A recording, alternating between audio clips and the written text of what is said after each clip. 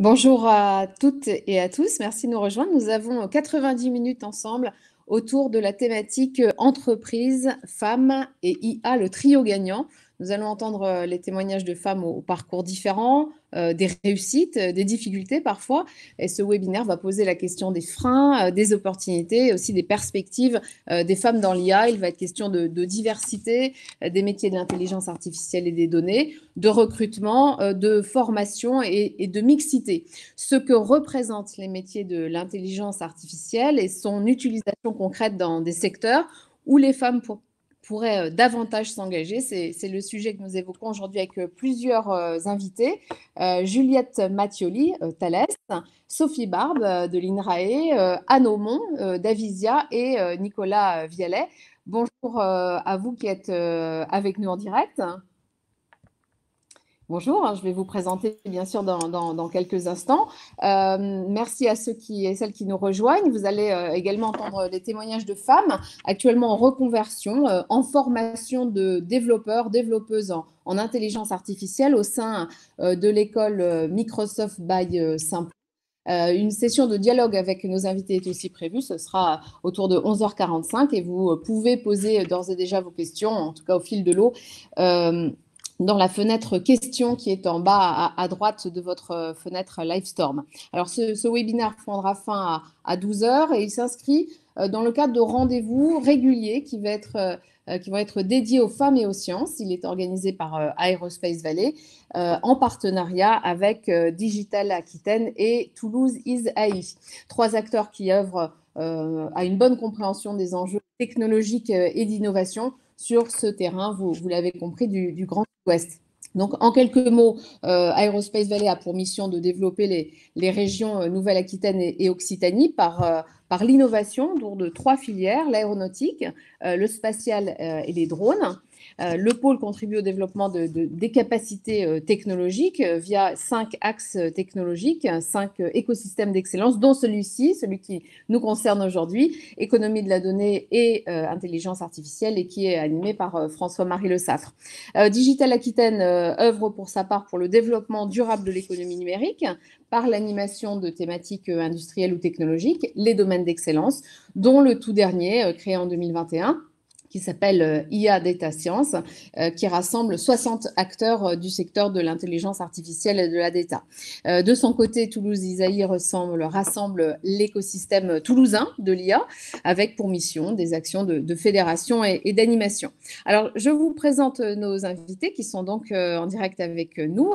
Je rentrerai bien sûr un tout petit peu plus dans le détail de leur profil tout à l'heure, et elles aussi. Sophie Barbe, qui est directrice de recherche à l'INRAE, fondatrice d'une start-up en cours de création qui s'appelle Amineo. Juliette Mattioli, elle est experte senior en intelligence artificielle chez Thales. Elle est aussi présidente du Hub Data Science and AI du pôle systématique. Et puis Anne Aumont, qui est directrice des régions et associée chez Avisia. Alors, nous allons traiter ensemble la question les entreprises, l'IA et les femmes. Dans un premier temps, j'aimerais donner la parole à Juliette Mattioli. Les mutations induites par l'intelligence artificielle participent actuellement à un moment massif d'accélération de la transition numérique, dont se saisissent ou pas les entreprises. Et en tout cas, vous êtes, vous, au premier rang pour observer ces mutations. Vous allez témoigner de ce que représente réussir et s'imposer dans le domaine de l'IA. C'est vrai que votre carrière est impressionnante. Je ne vais pas monopoliser la parole. Je vais bien sûr vous laisser la parole dans une minute. Juste quelques petits éléments pour comprendre votre carrière. En 1982, vous étiez professeur de mathématiques dans un lycée. Aujourd'hui, vous êtes experte senior en IA au sein du groupe Thales. Entre-temps, beaucoup d'étapes, bien sûr, dont le doctorat. Et puis, la direction de nombreux projets de R&D pour Thales et pour des projets européens. En 2017, vous avez aussi été l'une des 5 représentants de la France à la conférence des innovateurs du G7 sur la mission France IA. Bref, vous êtes tout en haut, là où il y a encore très peu de femmes. Et nous sommes impatients de savoir comment vous avez accédé à ce niveau de responsabilité. Merci d'être avec nous, Juliette Mattioli. Quel est votre rôle au sein du groupe Thales aujourd'hui? Alors, dans le groupe Thales, aujourd'hui, je suis rattachée à la direction technique au niveau corporate, c'est-à-dire directement au CTO du groupe, dans ce qu'on appelle chez nous des domaines techniques d'innovation. Et donc, je suis rattachée au domaine données, algorithmes et intelligence artificielle. Et je suis sous la direction d'un autre grand senior en intelligence artificielle qui est David Sadek. Mon rôle, c'est de contribuer à la définition de la stratégie dans le groupe autour de l'intelligence artificielle et puis ensuite de valider et superviser sa mise en œuvre. Donc, selon deux dimensions, l'excellence et la pertinence, puisqu'on est industriel, donc on doit non seulement être à un bon niveau d'excellence, mais aussi vérifier que ce qu'on fait est utile pour le groupe. Donc, ça m'amène à côtoyer des chercheurs en IA du groupe sur tous les continents, puisqu'on a des labos de recherche en France, bien sûr, mais aussi au Canada, à Singapour et en Angleterre et aux Pays-Bas.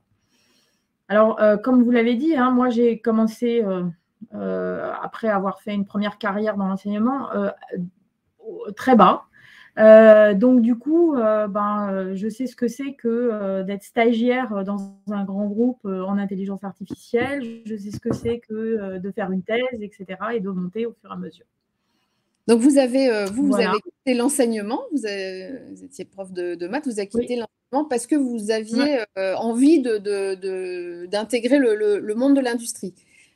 Comment vous êtes parvenu je dirais, à vous imposer, à vous intéresser à ces sujets tout d'abord, mais aussi à vous imposer dans des équipes qui étaient peut-être encore plus masculines qu'aujourd'hui? Quel est votre regard un peu rétrospectif sur ces années? Puisque vous, au départ, vous avez quand même une formation en IA dans les années 90. Oui. Alors, quand j'ai quitté l'enseignement, en fait, je suis allée voir des industriels en disant j'ai un diplôme en mathématiques, et à l'époque, ça s'appelait mathématiques pures. Qu'est-ce que je peux faire? Et c'est là où on m'a dit il y a maintenant on appellerait ça un master 2, mais ça s'appelait un DEA. Qui s'intéresse aux mathématiques appliquées à l'intelligence artificielle. Donc, je suis revenue à mes études et puis c'est là où, à la fin de ce master, je suis rentrée dans une équipe de R&D à ce qui s'appelait Thomson CSF et qui est maintenant Thales. Bon. Alors, la place de la femme, puisque c'est un peu la question d'aujourd'hui, à cette époque-là, c'est vrai qu'on n'était pas nombreuses. Alors, on ne l'est toujours pas, à mon grand regret. Il y a des femmes dans vos équipes? Il y a des femmes à vos niveaux de responsabilité aujourd'hui? Alors, à mon niveau de responsabilité, il y a des femmes, mais pas en IA. Au sens où la responsable de la partie Engineering System est une femme. Donc, il y a quand même une VP dans la direction technique, mais on n'est pas nombreuses, puisque sinon, c'est la personne en charge des ressources humaines et de la filière expertise, ça c'est une femme, ou en charge des collaborations avec les projets européens, c'est une autre femme, mais tous les autres sont des hommes dans la direction technique. On n'est pas nombreux, on n'est pas nombreuses. Mais le fait d'être dans des équipes de recherche, technologie, innovation, je pense que c'est peut-être plus facile que quand on est en production, quand on est une femme, parce que je dirais, on est plus remarqué par nos contributions que par notre genre. On va dire ça comme ça. Bon, après, il ne faut pas se voiler la face. Tout n'est pas toujours rose. Dans ma carrière, j'ai parfois été amenée à être obligée de montrer les crocs. Ou pour des promotions, il a fallu que ça soit. Enfin, c'était peut-être un peu plus difficile que pour d'autres. Mais finalement, on y arrive, quoi. Bon, alors on y arrive quand on a des cheveux blancs, mais on y arrive. Juste un petit message pour signaler à nouveau qu'on peut poser les questions directement dans la fenêtre questions pour les gens qui nous écoutent, Juliette Mathioli. Donc, la question de votre carrière, c'est à la fois la progression dans ce domaine, en l'occurrence qui a connu une forte croissance et toujours en émergence, hein, et la question aussi de votre place au sein de l'entreprise. Comment vous avez été connu ou reconnu? Alors, en fait, quand j'ai commencé à voir la direction d'un laboratoire au sein des équipes de recherche dans Thales, j'ai eu un conseil qui m'a été donné d'ailleurs par un homme et qui m'a dit, conseil que j'applique encore aujourd'hui, nul n'est prophète dans son pays. Et donc, il m'a dit, si tu veux être reconnue, alors en plus, en étant femme, il faut surtout, dans ton entreprise, il faut surtout que tu sois reconnue à l'extérieur de ton entreprise. Et ce sera beaucoup plus facile si tu as une certaine notoriété à l'extérieur pour être reconnue en interne. Donc, c'est pour ça que j'ai continué alors, à publier de manière régulière, à être active dans des, je dirais, au niveau de l'ANR, au niveau d'organismes. Et c'est vrai que ça a été plus facile parce que j'avais des appuis ou une visibilité externe. Et je pense que si j'avais continué ma carrière uniquement en interne, ça aurait été beaucoup, beaucoup plus dur. Donc, il a fallu se faire… D'où aussi, je disais d'où aussi, par exemple, le fait que j'ai pris la présidence du hub Data Science et IA dans le pôle systématique, qui est une autre visibilité externe. Peut-être on pourra revenir justement sur les actions que vous menez à ce titre. Pour comprendre aujourd'hui, peut-être faire une sorte de photographie de la place des femmes en intelligence artificielle au sein de votre groupe. Vous disiez qu'à votre niveau de responsabilité, vous étiez relativement seul. Oui. Est-ce qu'une politique volontariste de mixité mise en œuvre de le groupe et de quelle manière, si c'est le cas. Et puis peut-être juste la question précédente, c'est vous, quand vous avez fait vos études, en tout cas les chiffres semblent le montrer, il y avait beaucoup de femmes dans le domaine de l'informatique. Alors, en plus, moi, comme j'ai commencé ma carrière comme dans la partie maths, il y avait encore plus de femmes en maths qu'en informatique. Donc, alors, bon, on n'était pas non plus légion, mais on était au moins 30-35% à l'époque. Hein. Donc, l'époque, c'est dans les années 80, entre 85 et 90. Aujourd'hui, force est de constater que quand on regarde les chiffres dans les écoles d'ingénieurs, ce chiffre n'est plus atteint. Donc là, il y a vraiment quelque chose à faire. Après, dans les équipes de recherche et de technologie dans Thales, on arrive quand même à avoir quelques femmes, en particulier dans des domaines comme la linguistique, donc ça c'est plutôt pour le traitement du langage naturel, dans des domaines de type connexe avec l'IA symbolique et la recherche opérationnelle. Dans le domaine du machine learning, on trouve des femmes, hein. Mais je dirais on en trouve plutôt 20% que 50%, quoi. Les données qu'on a actuellement sur la représentation, la représentativité des femmes dans les filières numériques, juste un chiffre, autour de 57% de femmes diplômées de l'enseignement supérieur, mais seulement 25% des diplômés dans les filières numériques. Oui, oui. Bah, ça se ressent dans les équipes. Ça se ressent dans les équipes et dans le recrutement. Même s'il y a une volonté forte dans Thales de recruter des femmes, et donc à dossier égal, si on a un doute, la préférence ira aux femmes, même si, mais parfois on n'a pas de dossier avec de candidature féminine. Vous qui avez Alors, je vois qu'il y a une question dans le chat. pendant les questions. Peut-être qu'on les prendra peut-être tout D'accord. à l'heure. Plus tard. Mais bien sûr, vous pouvez continuer à poser vos questions. On va s'en faire les porte-paroles, bien sûr. Donc, cette faible représentation des femmes dans la science, elle étonne. D'autant plus que finalement, les filles au lycée font aussi des parcours excellents. Et si il fallait comparer, on pourrait même dire qu'elles auraient des meilleurs profils. Il y a, cela dit, un problème actuellement sur l'enseignement des mathématiques qui a disparu au lycée du tronc commun avec la réforme. Est-ce que ça, c'est un point qui vous inquiète, puisque finalement, la part des filles, des jeunes filles qui choisissent les mathématiques jusqu'en terminale a baissé. Les mathématiques étant obligatoires finalement seulement jusqu'en seconde. Alors, moi, ça m'inquiète pour 2 raisons. D'abord parce qu'on s'est aperçu que les femmes qui continuaient dans les filières scientifiques allaient plus vers la santé.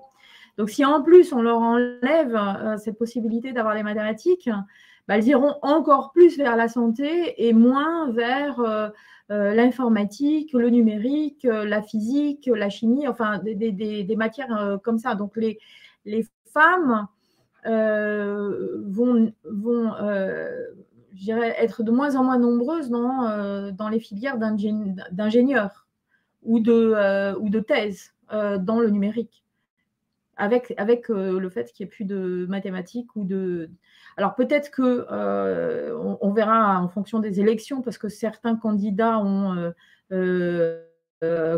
clamé que s'ils étaient élus, ils remettraient les mathématiques au programme de terminale. D'autres ont proposé aussi de faire dès la seconde des filières avec une option numérique. Donc on verra bien, mais je pense que ça peut devenir un handicap. Pour vous, il y a une nécessité d'une diversité des équipes? Alors, diversité au sens le plus large qui soit, au sens où quand on a à résoudre un problème complexe, comme on doit le faire dans Thalès, tout ne se résout pas avec une seule discipline, comme le machine learning. Et donc, la diversité est importante, non seulement au sens multidisciplinaire, donc vraiment avec des approches et des philosophies différentes. Et puis, là, c'est un peu un constat que j'ai fait, c'est que pour résoudre le même problème, on n'a pas tous les mêmes approches, les mêmes façons d'attaquer le problème. Parfois, la femme peut être plus pragmatique, peut être avec une analyse plus systémique et holistique. Donc, c'est nécessaire et c'est vraiment une force d'avoir une équipe avec une mixité et une pluridisciplinarité pour aborder des problèmes complexes. Et d'ailleurs, si je fais un parallèle, les 3 IA qui ont été créés il n'y a pas longtemps, c'est vraiment des instituts multidisciplinaires. Et ça part du même constat, c'est que pour résoudre certains problèmes, une seule façon d'aborder, ce n'est pas suffisant. D'autant que ma question va peut-être vous sembler caricaturale, mais est-ce que peut-être on peut faire de l'IA sans être mathématicien ou mathématicienne? Oui. Il y a des gens qui viennent du monde, je dirais, du monde même de la linguistique et qui font de l'IA. Donc, il y a vraiment… Pour moi, l'IA,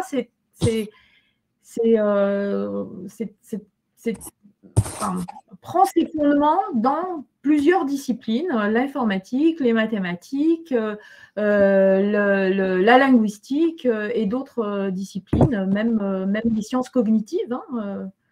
Donc, oui, on peut arriver à l'IA par multiples chemins. Agnès Bardier, on a une question de notre public. Agnès. Oui, nous avons une question de Nathalie pour Juliette qui est la suivante. Juliette, avez-vous expérimenté le plafond de verre senti un blocage de carrière après une ou des éventuelles maternités? Première question proposée par Nathalie. Et la deuxième est la suivante. Avez-vous eu à développer une stratégie de reconnaissance de votre travail pour vous permettre d'aller plus loin? Alors, le plafond de verre, je l'ai ressenti, oui. Et je vais donner une anecdote. Donc, il y a maintenant une quinzaine d'années, le groupe a voulu mettre en place une filière expertise. Et donc, m'a demandé d'être un peu un bêta-testeur de cette filière expertise en construisant un dossier. Et donc, j'ai construit mon dossier pour éprouver, je dirais, la grille de qualification pour les promotions. Et en présentant mon dossier, il y avait un comité qui était là et le comité a dit, mais en fait, son dossier est tout à fait légitime pour la promotion du dessus. Et donc, ça a été une régularisation grâce à ce parcours, mais aucun de mes supérieurs hiérarchiques de l'époque n'avait même pensé à me proposer une promotion à cette époque-là. Donc, j'ai eu une promotion un peu par hasard parce que j'ai joué les bêta-testeurs. Donc, ça a été ma première expertise un peu de plafond de verre où mon management direct ne s'est pas senti pousser cette promotion. Les maternités, oui, non, c'était moins handicapant, peut-être aussi parce que ça s'est bien passé au niveau santé, donc j'ai pu continuer un peu à suivre de près ou de loin. Et ma stratégie, en fait, pour pouvoir aller plus loin, j'en ai un petit peu expliqué, c'est passer par l'extérieur pour revenir en force à l'intérieur, parce que c'est toujours plus difficile. Continuer de manière régulière à avoir des publications, des brevets, enfin d'autres faits, je dirais, concrets qui me permettent de justifier un certain degré d'expertise. Mais c'est vrai que je pense que je suis plus en train de me justifier que le ferait un homme. Et ensuite, il y a je dirais des tics qu'ont une femme et que j'ai combattu. Typiquement, quand je présente des travaux, j'avais tendance à dire nous. Quand un autre présente des travaux, il dit je. Et donc, il a fallu que de temps en temps, je me pince pour dire je et pas nous, même si j'ai plutôt tendance à dire ce que je présente, ce n'est pas que moi, quoi. Donc, il y a aussi toute une éducation parce que je pense que le syndrome de l'imposteur est beaucoup plus fort chez une femme que chez un homme. Donc, il faut s'auto-gérer, quoi. Merci Juliette. Nous avons aussi une deuxième question de la part de Marjorie. Est-ce que vous voyez une évolution sur la prise en compte par les managers de tout niveau, surtout les plus hauts, de la nécessité d'avoir de la diversité? Quand il y a des actions affichées, n'est-ce pas encore aujourd'hui que du pinkwashing? Ouais, il y a les deux. Il y a certains managers, je dirais presque, plus ils sont haut placés, plus ils sont bienveillants. Alors maintenant, surtout s'ils ont, eux, à titre personnel, une fille, donc s'ils sont pères d'une fille. Parce qu'ils se disent, oulala, quand ma fille arrivera sur le marché du travail, je n'aimerais pas que ça soit comme ça. Par contre, il ne faut pas se voiler la face. Il en existe encore certains qui sont réticents à donner une place importante aux femmes. Donc, il y a les deux. Il existe aussi ce genre de pinkwashing, comme vous le dites, mais de moins en moins quand même. Ça vous va si on... Je suis optimiste. Ça vous va si on vous considère aujourd'hui comme un rôle modèle dans cet univers de la technologie, l'innovation de l'IA? Alors, il y a d'autres femmes en IA en France qui sont tout aussi brillantes que moi, hein, et heureusement, donc on n'est pas toutes seules. Hein. Je pense à Françoise Faugelman, je pense à Laurence de Villers. Enfin, il y a plusieurs femmes comme ça qui portent. Certaines ne sont pas forcément dans l'industrie, donc c'est d'autres profils que le mien. dans Thales, ça m'arrive de coacher des jeunes ingénieurs pour essayer justement de leur dire attention, là, il faut que tu te tiennes comme ça, là, tu aurais dû dire ça plutôt en te mettant en avant. Donc, ça m'arrive un peu d'être plutôt mentor que je préfère ça. Merci Juliette Mathioli. On va poursuivre notre échange. Vous allez bien sûr rester avec nous pour ce webinaire dont le fil rouge finalement s'organise autour de deux hypothèses. C'est plutôt dans l'intérêt des entreprises de promouvoir les femmes dans ce domaine, de mobiliser davantage leurs équipes pour une plus grande mixité dans des équipes et des projets technologiques. Et puis aussi, pourquoi c'est aussi dans l'intérêt des femmes elles-mêmes de s'orienter vers ces métiers de l'intelligence artificielle et de l'informatique, d'autant qu'on sait que l'emploi se développe particulièrement dans ce secteur et que ce serait dommage pour la société de se priver de femmes et pour les femmes de se priver de bonnes perspectives d'emploi. On va y revenir dans un instant. Pourquoi il est dans l'intérêt des femmes de s'orienter dans ces domaines? C'est la question qu'on a posée à Nicolas Vialet, qui est directeur opérationnel d'Anity, que vous avez cité il y a quelques instants. Anity, qui est donc l'Institut, un des 3 IA, Institut interdisciplinaire d'intelligence artificielle, qui travaille un projet très ambitieux qui regroupe plus de 200 chercheurs, mais aussi l'université, des écoles d'ingénieurs et d'ingénieuses, une cinquantaine de partenaires économiques et industriels, à la fois sur la mobilité, sur les transports, également sur la robotique, la cobotique et globalement pour l'industrie du futur. Je vous propose de l'écouter, c'est Nicolas Vialet. Bonjour à tous et à tous, donc, je m'appelle Nicolas Vialet, je suis le directeur opérationnel d'Anity. Je suis ravi d'être avec vous toutes et vous tous aujourd'hui. Pourquoi la nécessité de féminiser l'intelligence artificielle ? Alors, on fait 2 constats. Le premier constat, c'est qu'il y a très peu de femmes dans les métiers du numérique et dans les métiers de l'IA en particulier. On parle d'environ 20% de femmes, ce qui est très peu. Le deuxième constat qu'on peut faire, c'est qu'au cours d'un cursus universitaire ou un cursus de formation, il y a une baisse du nombre de femmes, plus on se rapproche finalement de la finalité, c'est-à-dire de l'emploi. On constate par exemple sur le bassin toulousain qu'on a environ 30% de jeunes filles dans les formations licence qui ont attrait à l'IA. Et ce chiffre baisse à 20 et quelques % en master et baisse encore un petit peu plus en doctorat. Donc on voit qu'il y a une vraie altération du nombre de femmes, d'implication des femmes dans les formations en IA. Alors pourquoi c'est important d'essayer de rééquilibrer tout ça? Alors pour 2 raisons.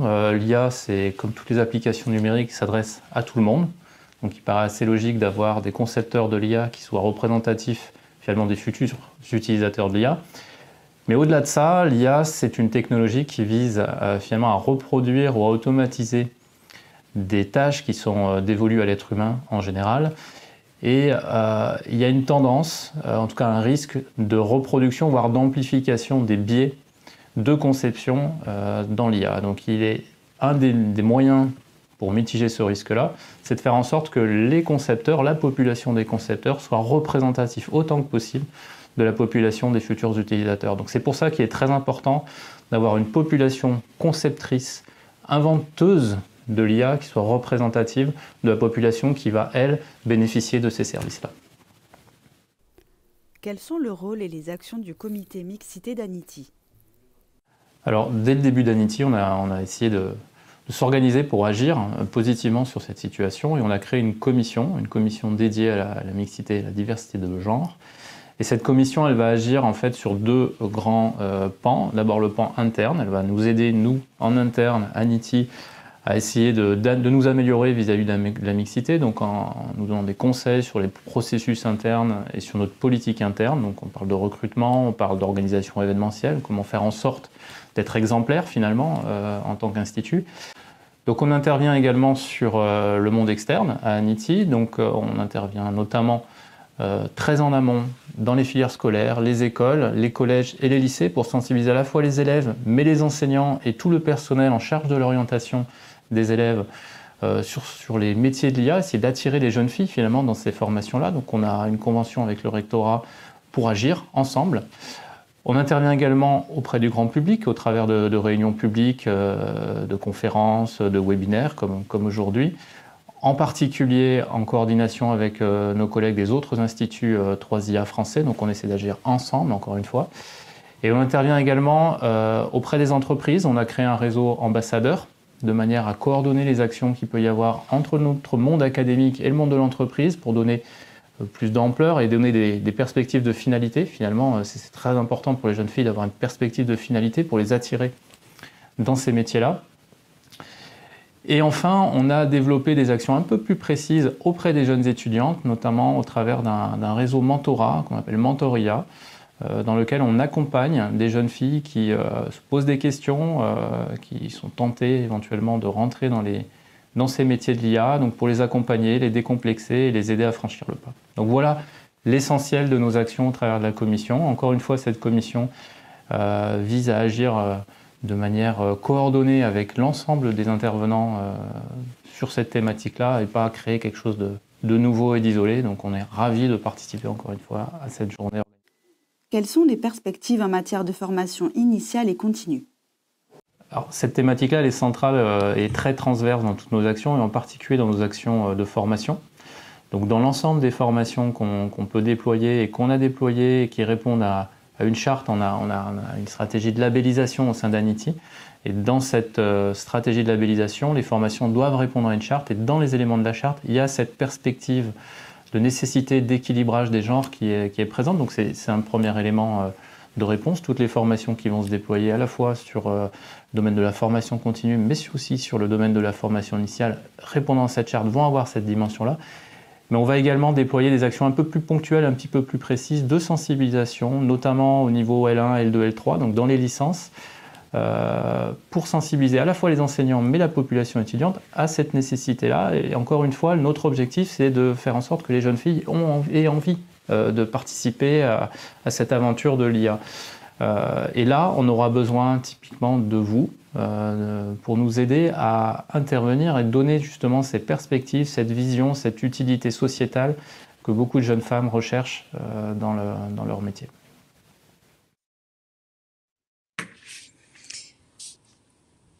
C'était Nicolas Vialet, le directeur opérationnel d'Anity. Il évoquait la commission mixité. J'ajoute sur ce point qu'elle est pilotée elle est copilotée par Marjorie Alain Moulet. Je sais qu'elle est avec nous, qu'elle nous entend. Alors, retrouvons, comme promis, nos trois invités. Juliette Mattioli, Thalès, que vous avez entendu il y a un instant, et puis Sophie Barbe de l'INRAE et Anne Aumont d'Avisia. Je vous propose à toutes les trois de nous rejoindre sur le devant de cette scène numérique. Et je vais faire les présentations. Donc, Sophie Barbe est directrice de recherche à l'INRAE. Bonjour Sophie. Bonjour. Bonjour. Donc, vous êtes aussi fondatrice de la future start-up Aminéo. Alors, vous avez un doctorat en biologie computationnelle et vous avez fait un post-doctorat au LAS. Vous avez ensuite intégré l'INRAE, vous êtes désormais directrice de recherche. Vous avez un parcours très interdisciplinaire qui associe donc la biotechnologie et l'IA.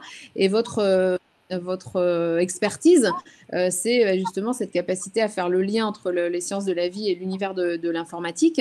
Donc, votre projet entrepreneurial, c'est la création d'Aminéo. Vous êtes accompagné par INRAE Transfert et vous allez tout à l'heure nous en dire plus. Anne Aumont, vous êtes directrice des régions et associée chez Avisia. Bonjour. Bonjour. Votre cabinet est spécialisé dans la data et créé en 2007. Il compte aujourd'hui 250 personnes, essentiellement des consultants et des consultantes. C'est un positionnement très orienté grand compte, notamment à destination de la banque, de l'assurance, mais aussi des transports et du retail. Finalement, tous les secteurs qui font désormais appel à la transformation numérique et à l'intelligence artificielle, c'est-à-dire globalement tous les secteurs. Et puis donc Juliette Mattioli qui est toujours et qui reste avec nous. Alors, pour poursuivre cette discussion, ce que je vous propose, c'est d'évoquer plusieurs questions. Les besoins aujourd'hui aujourd'hui les entreprises, peut-être la diversité des métiers que représente ce terme intelligence artificielle qui veut à la fois tout et rien dire. Donc, vous allez nous aider à être un peu plus précis. Peut-être aussi la question du recrutement et des formations, voilà ce que nous allons évoquer dans les prochaines minutes ensemble. Sur les besoins des entreprises, Anne Aumont, vous dites, vous, qu'aujourd'hui, le marché est en forte demande, et notamment de data analyst, de data scientist. Vous qualifiez même ce marché de pénurique. Quel est le tableau que vous faites, la photographie que vous faites du marché aujourd'hui ? Alors oui, c'est tout à fait ça. On est clairement sur une situation de pénurie qui s'explique finalement par plusieurs éléments. Finalement, il y a une demande aujourd'hui dans les entreprises qui est supérieure à l'offre en termes de profil. Et ça s'explique par le fait que toute entreprise aujourd'hui finalement dispose de data, d'un patrimoine data, qu'elle est plus ou moins en capacité de gérer seule. D'où le fait qu'aujourd'hui, effectivement, fleurissent des cabinets de conseil comme Avisia qui sont là pour pouvoir apporter justement cette expertise. Mais au-delà des cabinets, finalement, les entreprises elles-mêmes constituent des équipes qui grossissent, ces équipes étant dédiées finalement à tout ce qui est gestion, exploitation de ces données, l'objectif étant de les faire parler pour aller vers une performance accrue des modèles de ces entreprises. Donc, c'est un élément de plus en plus important dans les entreprises, porté souvent par les directions générales.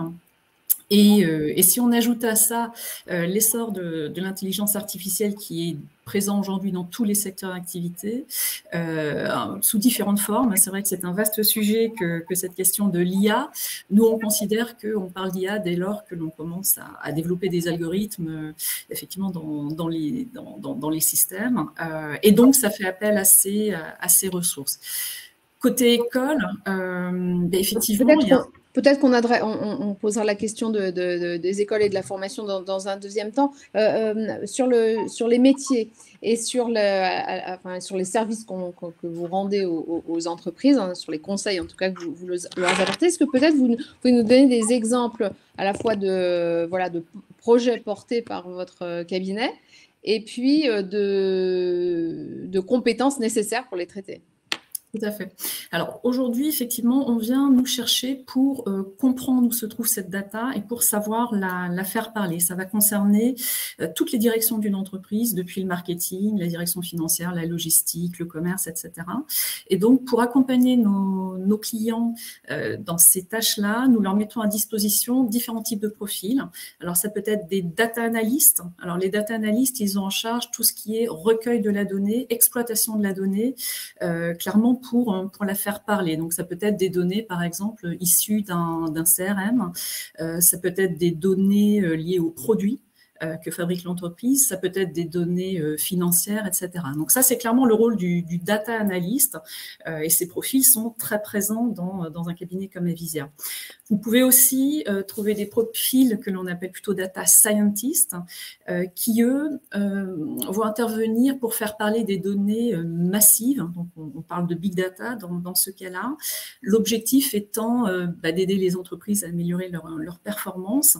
Et ces mêmes data scientists vont aller jusqu'à développer des algorithmes de prédiction statistiques et mathématiques pour, par exemple, anticiper des avaries, mais aussi prédire des évolutions de vente, par exemple. Est-ce que vous pouvez nous donner un exemple d'un projet que, par exemple, votre cabinet a récemment porté ? Alors, je ne sais pas si vous pouvez nous citer des noms de clients, mais bon, en tout cas, un projet qui puisse permettre de rendre très pragmatique et très concret cette vision de ce qui est réellement l'intelligence artificielle en entreprise. Oui, tout à fait. Alors, je ne citerai pas le nom du client, mais dans un secteur d'activité de type luxe, un client nous a sollicité pour que l'on puisse lui prédire les ventes à échéance 3 mois, prédiction des ventes quotidiennes sur les ventes de certains produits cosmétiques. Il y avait plusieurs centaines de références produits. L'intérêt pour le client, c'était d'éviter les ruptures de stock, en magasin, c'était aussi d'éviter le surstockage et ça avait un impact évidemment sur les ventes, mais aussi sur la gestion de la logistique, voire même sur le centre d'appel et donc le calibrage de personnes à prévoir en centre d'appel, puisque plus il y a de ventes, plus il y a d'appels pour avoir des informations sur tel ou tel produit. Nous leur avons développé effectivement l'algorithme qui va bien pour pouvoir leur donner cette vision des ventes, encore une fois quotidiennement et sur 3 mois. Et ça a clairement porté ses fruits puisqu'ils ont généré des économies très significatives sur la gestion des hommes, mais aussi sur le coût, notamment du stockage des produits. Juliette Mattioli, pour revenir là aussi sur les métiers de l'IA, est-ce que data analyst, data scientist, ça vous semble effectivement correspondre aussi dans votre groupe à la catégorisation des emplois? Alors, ça correspond, mais c'est partiel, parce que dans le groupe, on a créé des nouveaux jobs dans les jobs family. Donc, il y a bien le data scientist et le data engineer, ou comme il est qualifié, de data analyst. Mais on a créé aussi le AI scientist et le AI engineer, parce que dans notre groupe, la donnée, c'est quelque chose, mais la connaissance et la connaissance métier, c'est aussi quelque chose d'important. Et on est persuadé, et d'ailleurs Anity a aussi le même claim, qu'on va aller vers l'hybridation des 2 paradigmes qui sont l'IA dirigée par les données avec le machine learning, l'apprentissage, et l'IA à base de connaissances, appelée autrefois IA symbolique. Parce qu'un problème complexe a besoin des 2. Et donc, on a aussi créé ça, cette autre nomenclature et ces autres profils pour aller de plus en plus vers des gens qui arrivent à maîtriser les 2 domaines de l'IA, les 2 paradigmes de l'IA. Donc ça, c'est plutôt le AI engineer, ou à concevoir des nouveaux algos, des nouvelles approches, des nouvelles méthodes de résolution de problèmes complexes. Et ça, c'est plutôt notre AI scientist.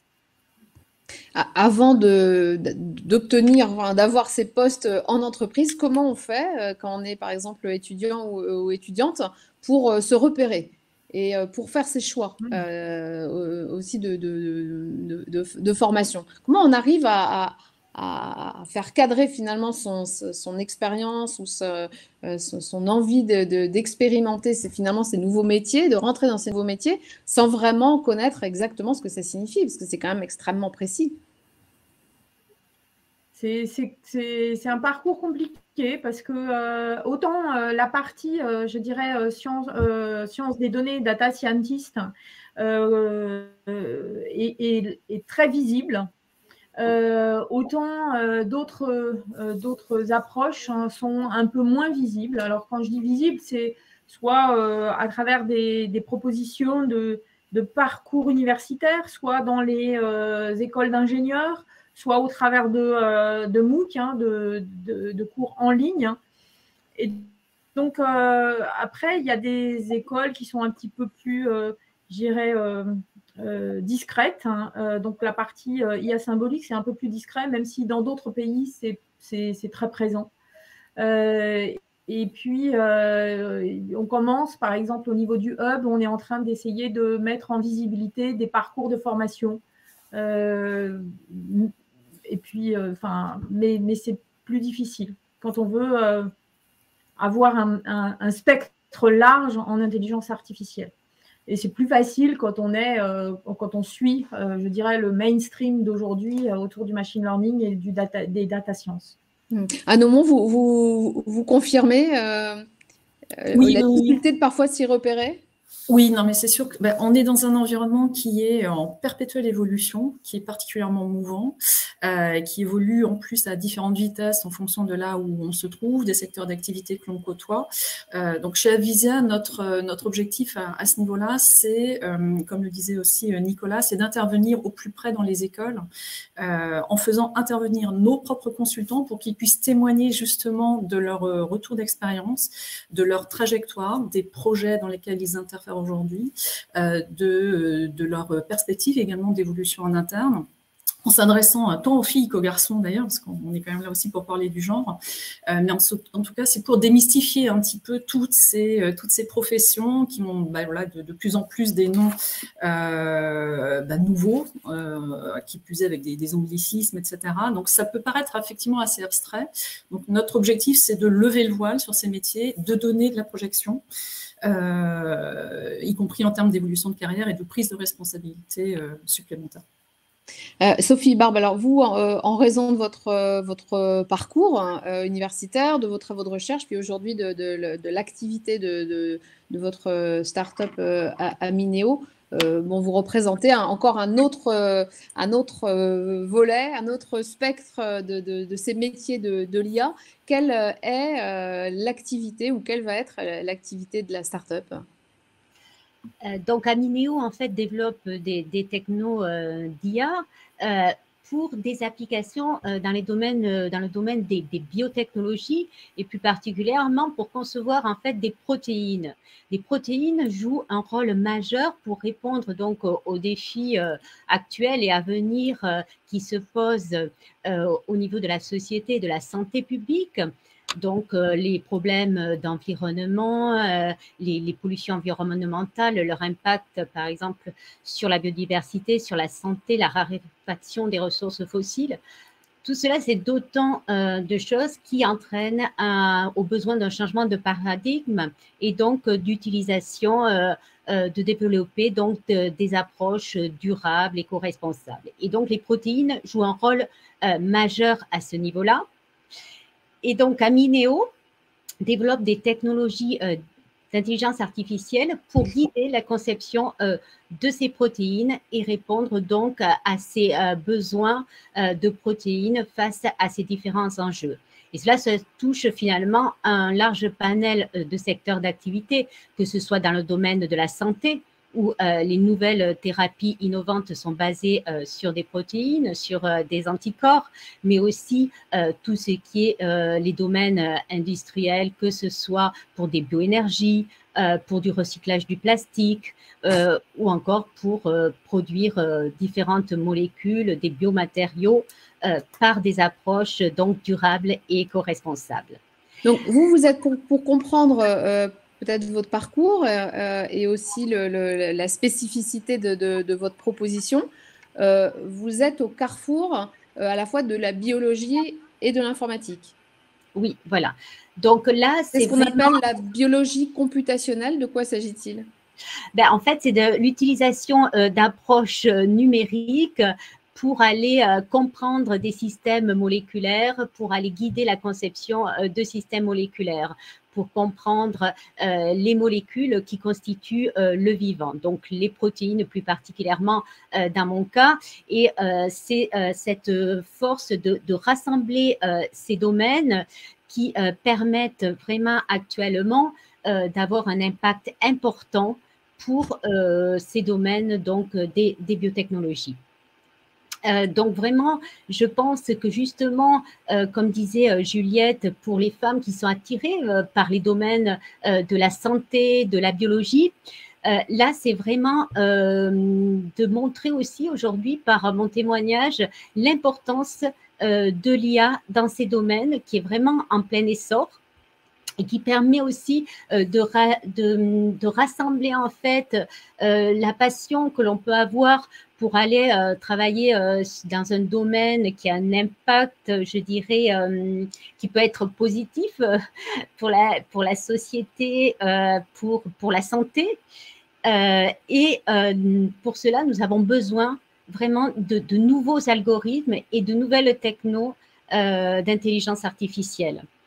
Et donc, je pense que dans ce domaine vraiment qui est interdisciplinaire, les femmes ont un rôle majeur à jouer.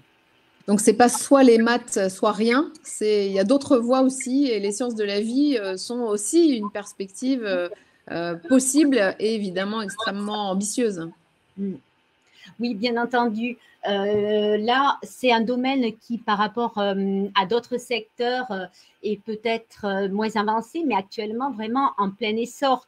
Les recrutements actuelle par les industries pharmaceutiques d'ingénieurs en IA sont considérables. On voit des demandes de postes tous les jours de façon importante. Et vous représentez en plus, alors on parlait de rôle modèle tout à l'heure, et vous représentez aussi l'entrepreneuriat et l'entrepreneuriat des femmes, puisque en l'occurrence vous êtes chercheuse et que là vous portez aujourd'hui un projet entrepreneurial. Je disais tout à l'heure que vous étiez accompagnée par INRAE Transfert. Où vous en êtes dans la création de cette entreprise et comment vous trouvez finalement le juste chemin pour passer de la recherche à l'entreprise? Alors, c'est très nouveau pour moi, l'entrepreneuriat. Donc, c'est un projet là que je suis en train de construire pour une nouvelle aventure et un nouveau défi. Donc là, pour l'instant, nous envisageons, donc je suis accompagnée par deux cofondateurs qui sont avec moi, qui sont deux hommes, des experts en intelligence artificielle. Et donc là, nous prévoyons de créer la société au plus tard en septembre. Et nous sommes donc accompagnés par l'INRAE Transfert, mais aussi soutenus par Anity et par Toulouse White Biotechnology aussi à Toulouse. Donc, puisque nous sommes vraiment à l'interface, je dirais, au carrefour de ces différentes disciplines.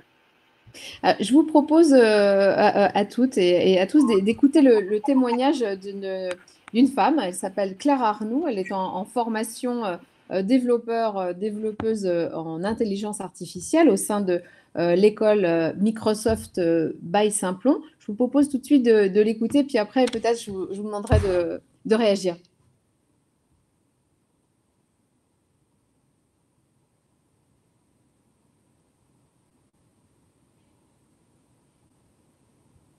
Bonjour, je suis Claire Arnoux. Je suis actuellement la formation développeur IA à l'école Microsoft by Simplon.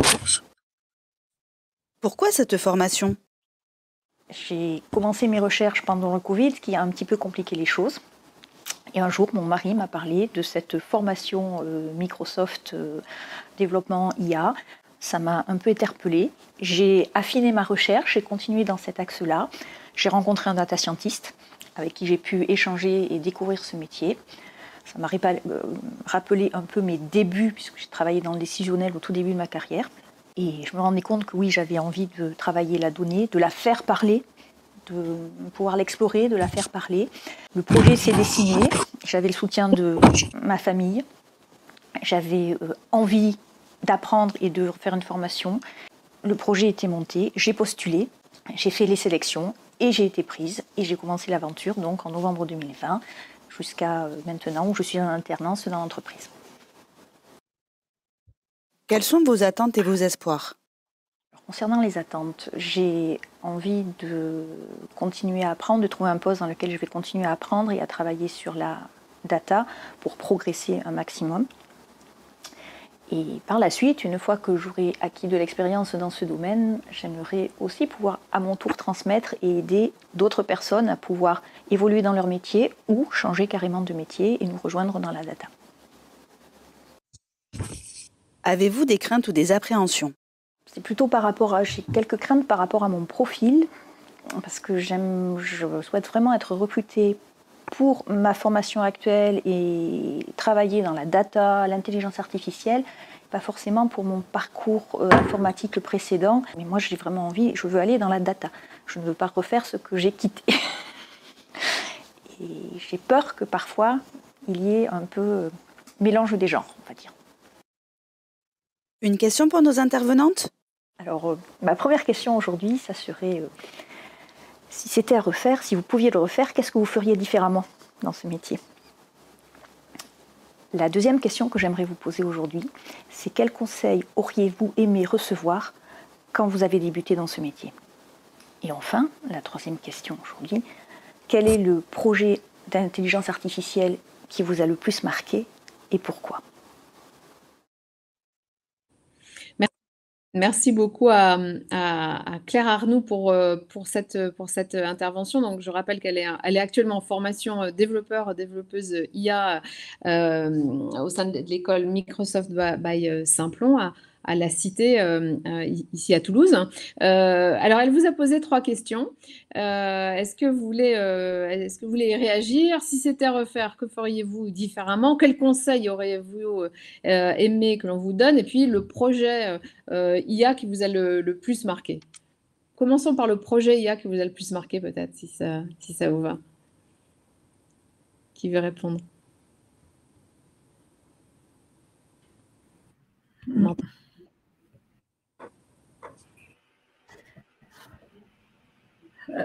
Bon, bah, je vais me lancer. Les projets, enfin, c'est pas forcément un projet, mais les projets IA qui m'ont le plus marqué, c'était les projets qui étaient les moins bien posés, en fait. Où les gens arrivaient en disant voilà, j'ai essayé de faire ça, ça marche pas, j'ai essayé de faire ça. Et c'est là où on se rend compte que, alors c'est peut-être ma formation de mathématicienne, mais souvent je leur disais, mais je ne veux pas savoir ce qui ne marche pas. Ce que je veux savoir, c'est qu'est-ce que vous souhaitez faire, pourquoi vous souhaitez faire, quelles sont les performances que vous voulez, et pour pouvoir poser le sujet. Et typiquement, par exemple, on parle beaucoup d'intelligence artificielle dans le domaine de la maintenance. On nous demandait un système de recommandation sur des pannes qui n'arrivaient pas beaucoup. Donc, alors là, pour le coup, ce n'était pas du tout du big data. C'était plutôt du très petit small data. Et là, je me suis dit, bon, ben, si on abordait le problème différemment, avec du raisonnement par analogie, de l'expertise métier, des choses comme ça. Ça a été difficile parce que j'ai ramé à contre-courant. Mais quand ça a commencé à marcher, les gens ont dit « Ah, il y a quelque chose ». Donc, les plus beaux succès, en fait, c'est quand vous êtes persuadé d'avoir une idée intéressante et que malgré toutes les réticences, vous arrivez à la mettre en œuvre et que ça marche. Donc, c'est plutôt dans ce sens-là que je répondrai. Anne Aumont, sur les projets marquants. Alors moi, je trouve que les projets très marquants aujourd'hui, c'est ce qu'on peut constater aussi dans l'environnement automobile, enfin tout ce qui est aide à la conduite, développement de la sécurité, pour ne pas parler de conduite autonome. Voilà, je pense que là, on est vraiment sur des gros sujets de fond qui vont quand même bouleverser nos habitudes à très court terme, puisque ça fonctionne déjà. Voilà, pour moi, là, ce sont des projets vraiment très significatifs qui mobilisent beaucoup de compétences, beaucoup d'expertise complémentaires. Effectivement, je trouve que ça marque effectivement le virage de la période dans laquelle nous sommes aujourd'hui. Et pour répondre effectivement à la deuxième question sur les conseils, ce qui me semble important, je trouve, c'est que tout au long d'une carrière, on soit très vigilant sur sa propre employabilité finalement, surtout dans ces métiers-là où tout va extrêmement vite tout le temps et où il me semble vraiment important de ne jamais rester finalement dans une zone de confort, faute de quoi je pense qu'on est très vite dépassé. Donc le conseil, ce serait finalement d'être toujours à l'écoute du marché, de ce que fait le marché, de ce qu'attend le marché, et ensuite de se l'imposer à soi-même finalement et de se former, de se certifier constamment pour pouvoir être finalement aligné par rapport aux attentes du marché. Et c'est comme ça d'ailleurs que nous pilotons nos ressources en interne. C'est ce que fait manifestement la femme à qui on a donné la parole. Elle a des appréhensions, cela dit, sur la façon dont elle va pouvoir s'insérer dans des futures perspectives de poste. C'est sûr qu'après, voilà, faut pas se tromper d'employeur. Je pense qu'il faut être exigeant aussi par rapport à ce que l'on veut faire. Il faut être sûr de soi. Je pense que opérer une reconversion, c'est courageux, quoi qu'il en soit. Ça l'est peut-être plus encore en prenant de l'âge et quand on est une femme, parce qu'il faut jouer un petit peu des coudes. Maintenant, c'est courageux et je pense que c'est tout à fait possible, en tout cas dans nos secteurs d'activité. Chez Avisia, on a quelques exemples de ce type-là, quand bien même on recrute majoritairement des profils en Master 2 ou L3 qui sortent d'écoles de statistiques ou d'ingénierie. Nous avons intégré également dernièrement des profils comme ça en reconversion qui viennent d'horizons très différents, qui sont passionnés par la data, par la data, qui vraiment se projettent dans ces métiers-là, ont beaucoup d'ambition et qui arrivent chez nous avec des atouts, une maturité, une capacité à prendre du recul et avec vraiment pour projet d'arriver très vite au même niveau technique que ceux qui viennent de parcours plus classiques. Donc, je pense que voilà, faut être sûr de soi, faut être clairvoyant sur ce que l'on veut faire et savoir dire non aussi sur ce que l'on ne veut pas faire. Effectivement, pour un employeur, ça peut être tentant de mettre à profit ses compétences acquises précédemment, mais il faut être honnête aussi, voilà, quand on intègre quelqu'un et de lui donner sa chance sur les métiers effectivement qu'elle souhaite pratiquer dorénavant. Alors précisément, quelles écoles et quelles formations avez-vous en tête quand il s'agit de recruter? Vous parliez, vous, essentiellement d'un recrutement en Master 2. Ouais, Master 2 ou encore une fois licence aussi, avec quoi qu'il en soit une spécialisation en statistique, en maths économie, en ingénierie de la donnée, en business intelligence, mais aussi en marketing digital. Et donc ce sont des écoles alors de type, puisqu'on a un certain nombre d'écoles partenaires où on intervient très régulièrement, y compris au niveau des stages. On intervient beaucoup avec TSE, Toulouse School of Economics. On intervient beaucoup à l'ENSAI, qui est à Rennes et qui est spécialisée là aussi dans la stat et l'analyse de l'information. Dans un certain nombre d'universités aussi, que ce soit Vannes, Orléans, Bordeaux, etc. Et puis dans des écoles un petit peu plus généralistes aussi, de type Polytech, sur différentes villes d'ailleurs. Voilà, où là, on est vraiment sur les filières classiques pour nous, cabinets de conseil spécialisés dans la data. Maintenant, pour les profils en reconversion, ça peut être des profils qui sortent de la Wild Code School, par exemple, qui viennent d'horizons très diverses et variées à la base, qui souhaitent s'investir pleinement dans ces métiers, qui bénéficient d'une formation courte sur quelques mois, et qu'il s'agit après d'intégrer peut-être avec on va dire un schéma d'intégration un petit peu différent, d'intégrer en tout cas correctement dans notre entreprise pour leur donner la bonne impulsion dès le départ et surtout une perspective de carrière ensuite. Juliette Mathioli, quelles sont les écoles et les formations auprès desquelles vous recrutez, vous? Je dirais on est assez ouvert. Alors bien sûr, on profite de l'écosystème puisque moi je suis basée à Saclay, donc entre l'université Saclay, les écoles autour qui sont l'ENSTA, l'ENSAE, enfin ce genre d'écoles, les écoles d'ingénieurs. Mais on regarde aussi au niveau des Master 2 ou des thèses, puisque juste pour donner une idée, Thales a en intelligence artificielle plus d'une 60aine de thèses donc en cours. Hein. Donc, alors maintenant, je voulais aussi rajouter une chose sur s'il y avait des choses à refaire ou à faire différemment. Je pense que j'aurais levé la main plus tôt pour manifester que j'étais là. Parce que c'est avec la bouteille que maintenant je me manifeste et plus tôt et plus fort, parce que si on n'est pas on n'a pas un peu confiance en soi, ben c'était un peu ce qui a été dit avant. C'est pas le management qui va vous tirer vers le haut, quoi. Et je rebondis sur la remarque d'Anne parce qu'elle est très vraie. Il faut un peu de temps en temps se, entre guillemets, benchmarker par rapport au marché, mais aussi ne pas avoir peur de, quand on postule sur un poste, même si on ne coche pas toutes les cases, de postuler quand même. Et ça, c'est aussi une grosse différence que j'ai remarquée entre des candidatures masculines et des candidatures féminines.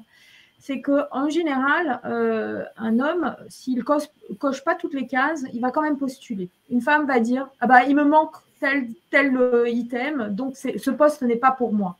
Non, on a tous des compétences et tous des faiblesses, hein, et autant travailler, je dirais, beaucoup sur nos forces et les faire prévaloir.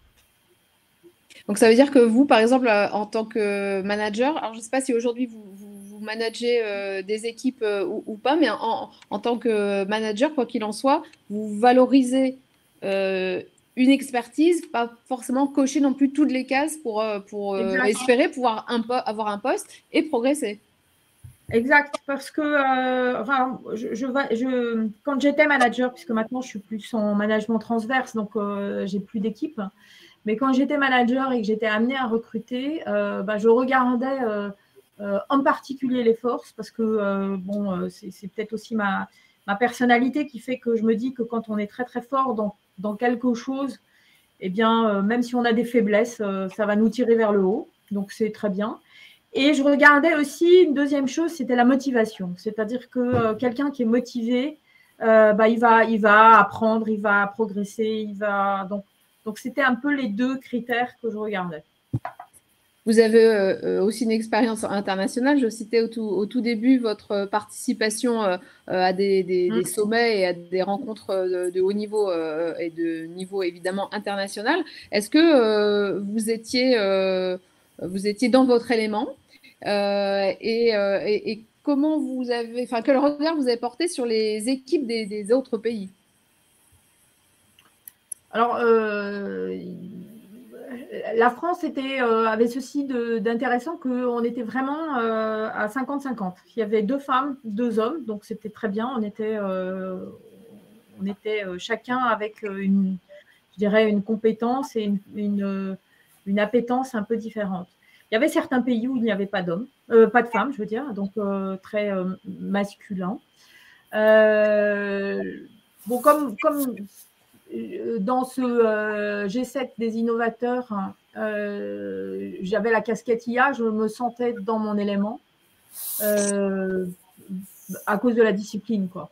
Donc, je n'ai pas vu de difficulté majeure. Mais je pense que la difficulté, elle est quand on n'est pas encore totalement reconnu, quoi.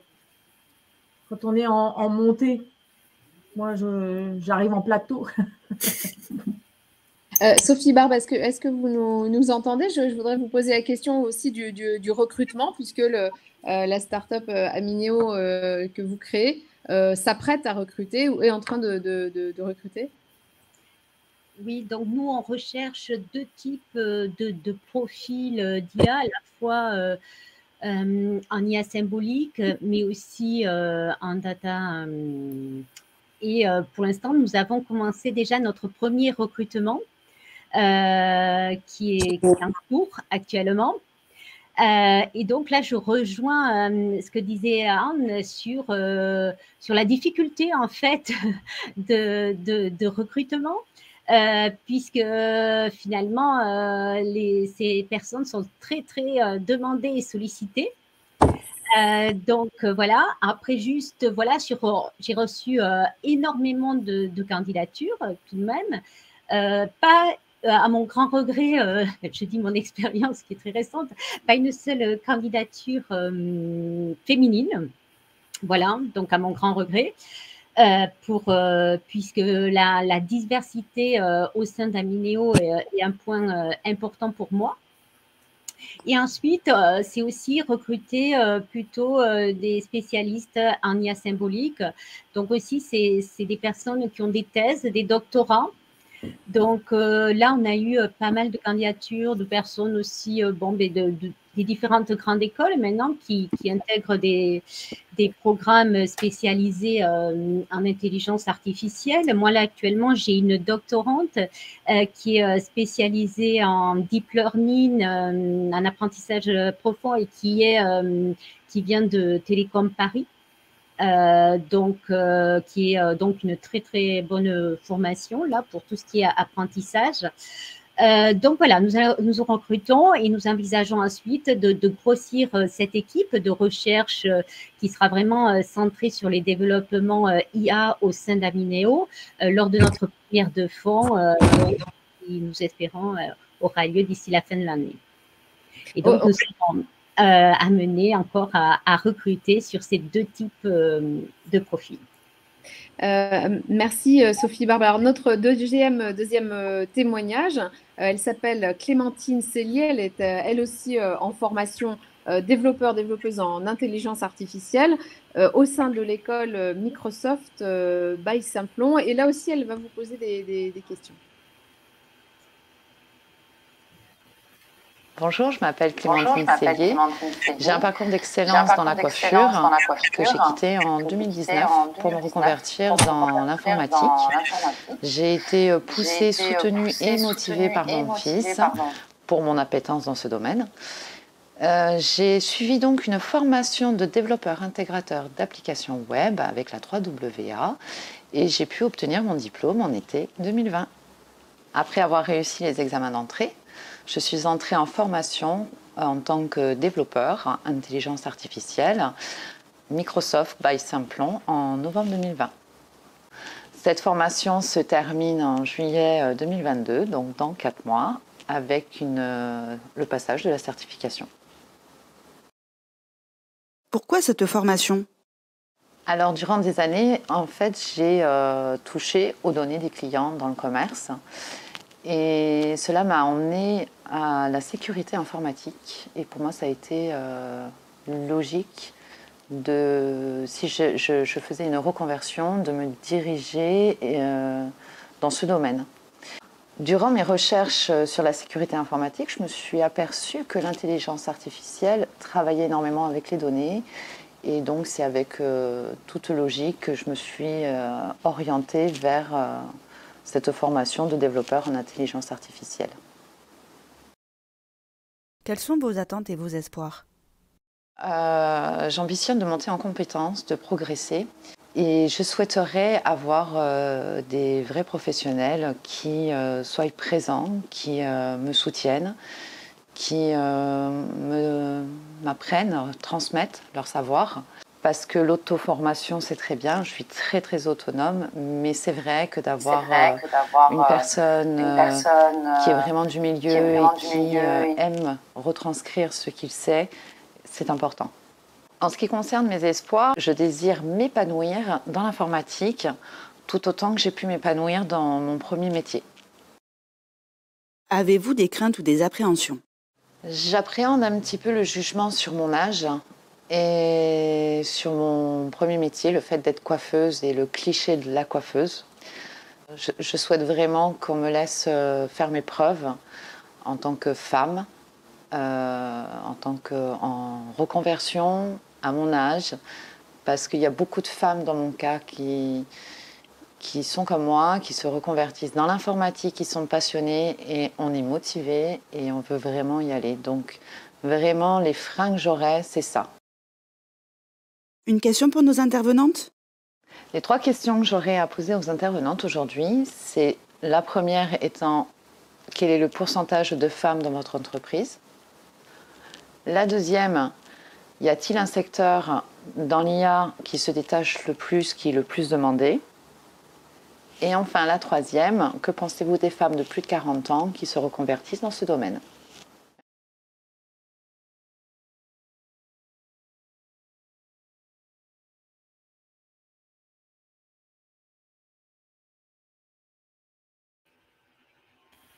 Votre micro est coupé, Emmanuel.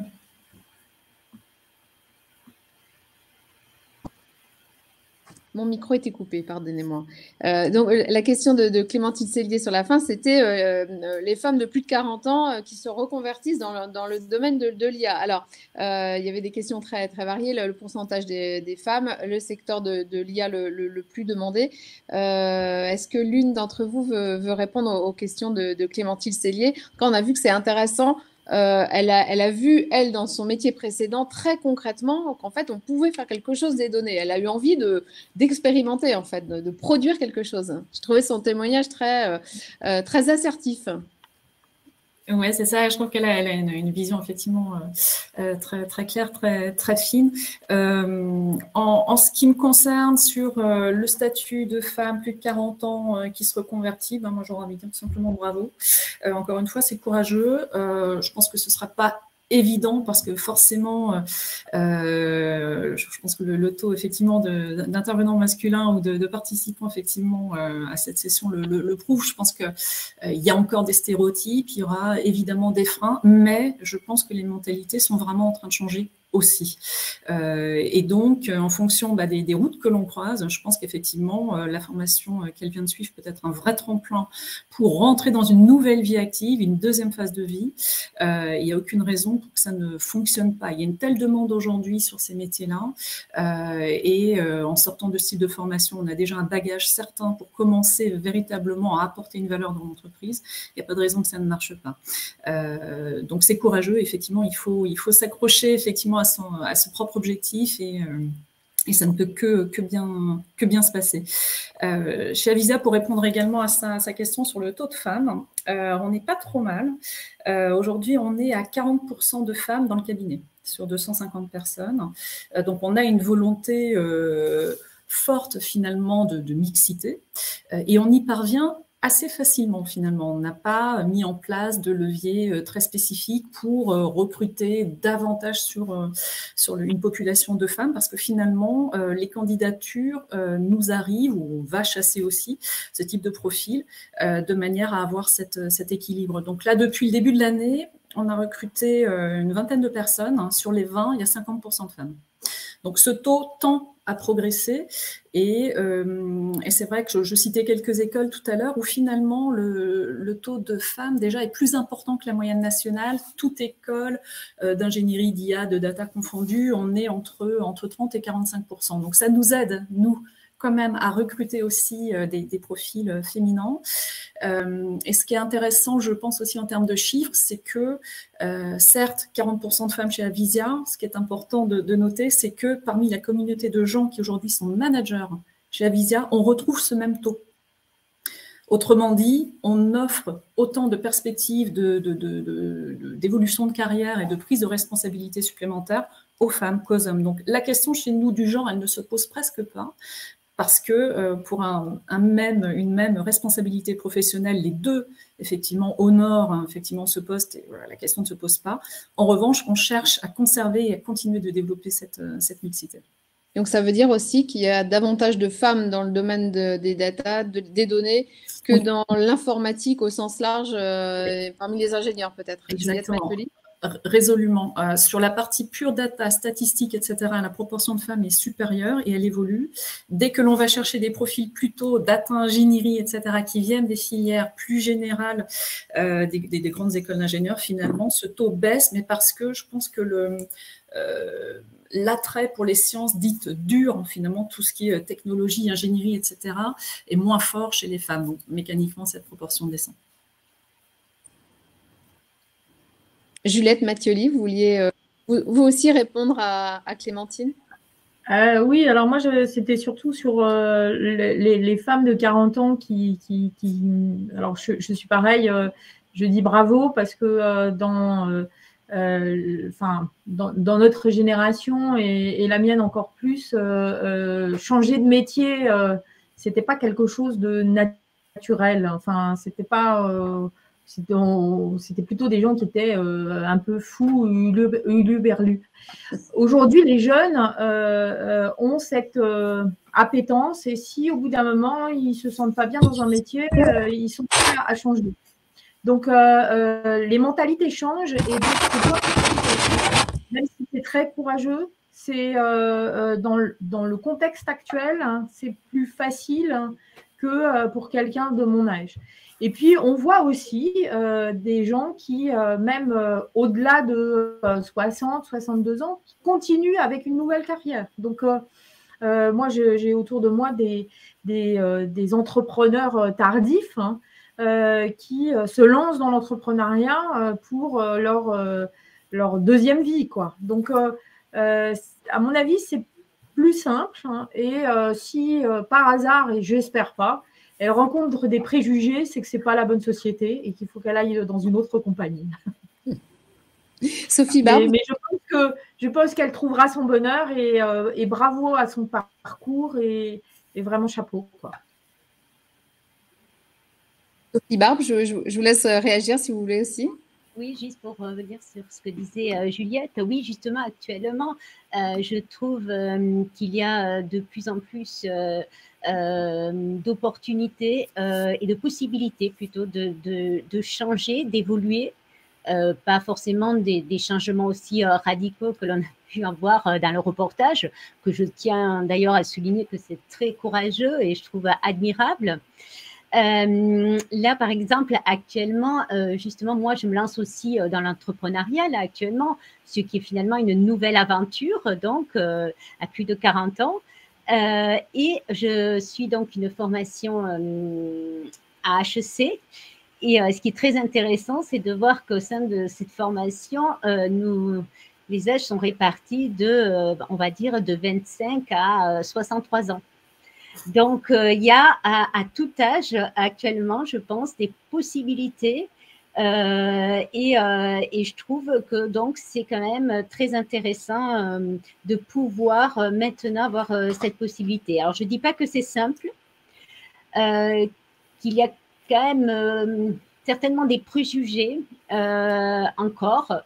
Mais je pense que si on est motivé, qu'on a envie, voilà, il faut être sûr de soi et si je pourrais donner comme un conseil et d'y aller. Profitons de cette période où finalement les barrières sont moins et les frontières sont moins difficiles à franchir que précédemment. Agnès Bardier, qui a la haute main sur l'organisation de ce webinaire, est porteuse de quelques questions que vous venez de poser à nos invités. Agnès. Oui, une question pour Anne de Nathalie.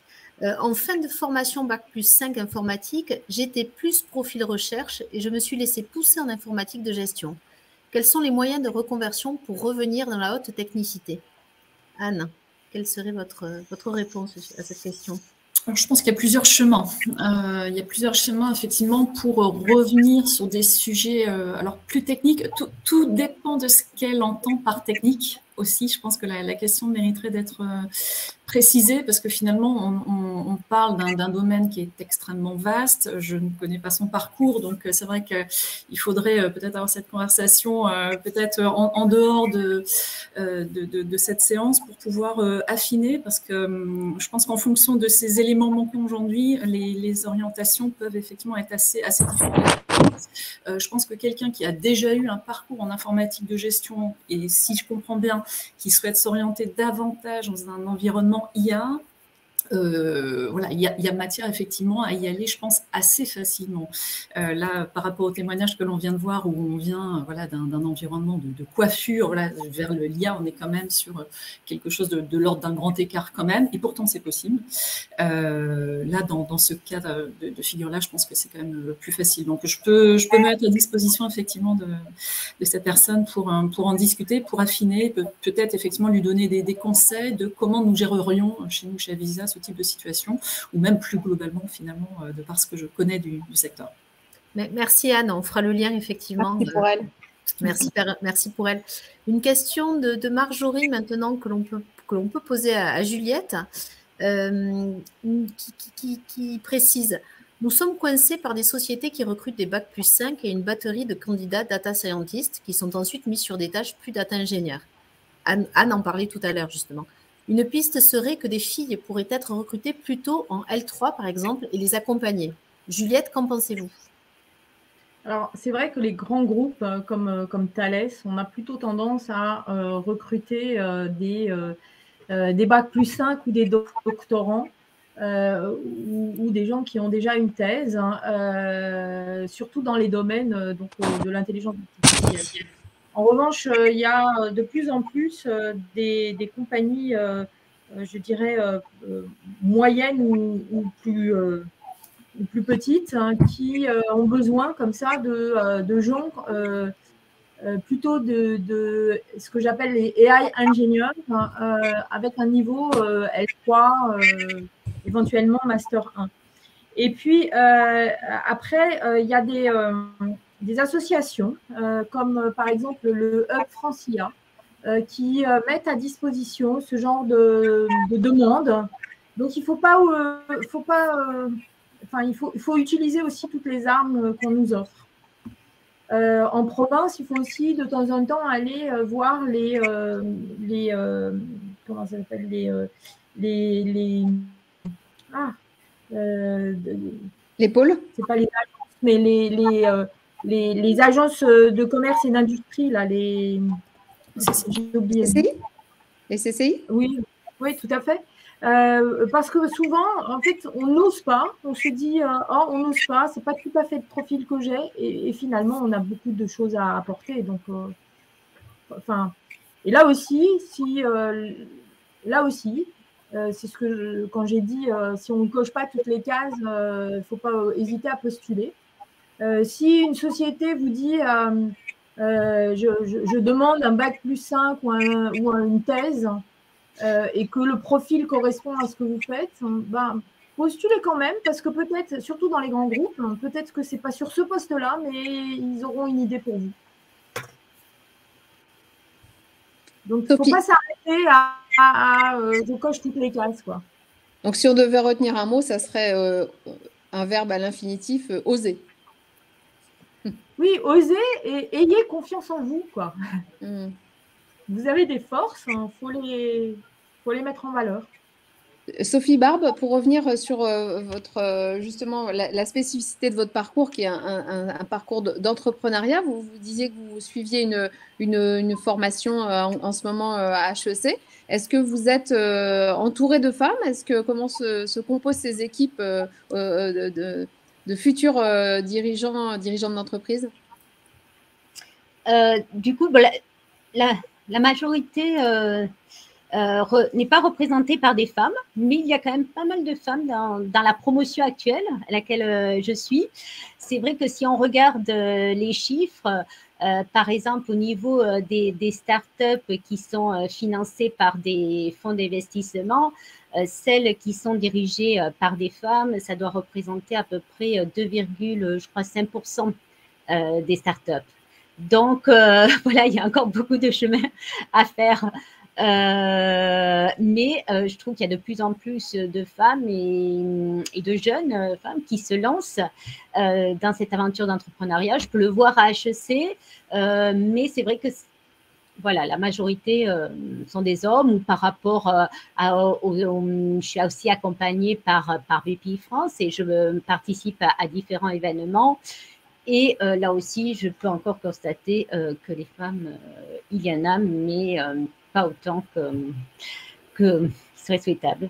Voilà. Est-ce que je vous laisse à toutes les trois un petit mot de conclusion en 30 secondes, 1 minute chacune?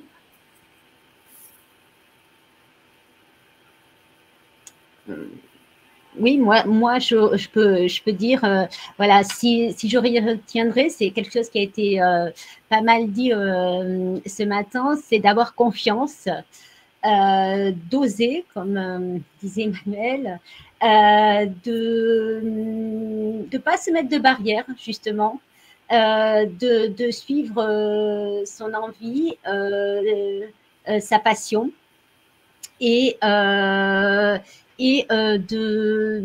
les femmes actuellement ont vraiment un rôle à jouer et doivent être partie prenante dans ces développements IA qui font les biens, les usages d'aujourd'hui et de demain.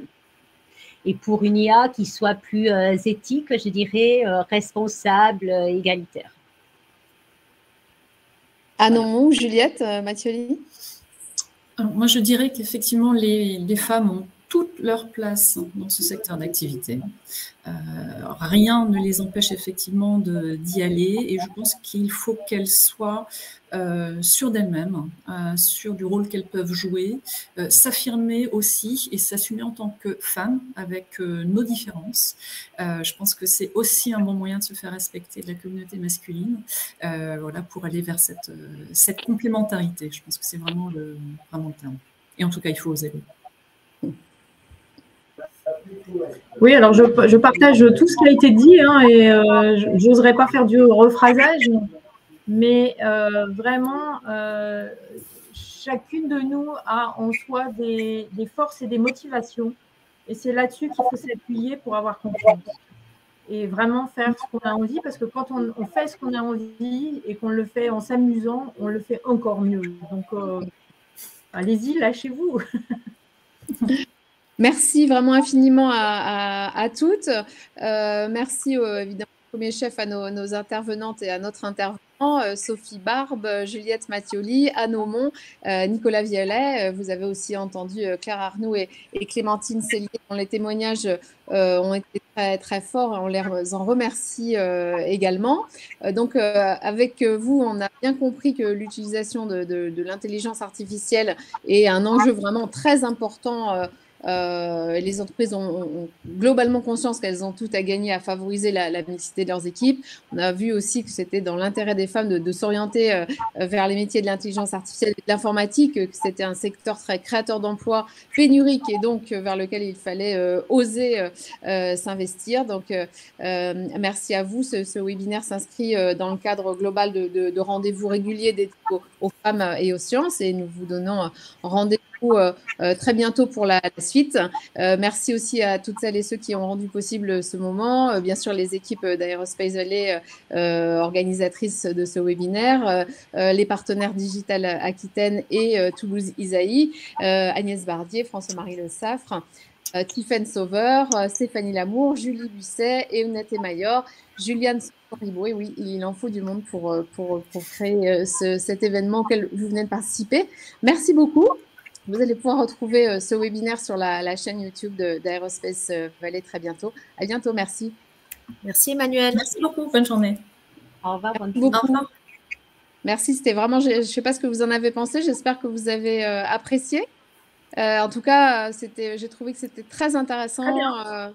Vraiment, merci. Merci à toi Emmanuel. Merci beaucoup Emmanuel. Merci. Oui, merci Emmanuel. À bientôt. Merci. Au revoir. Au revoir.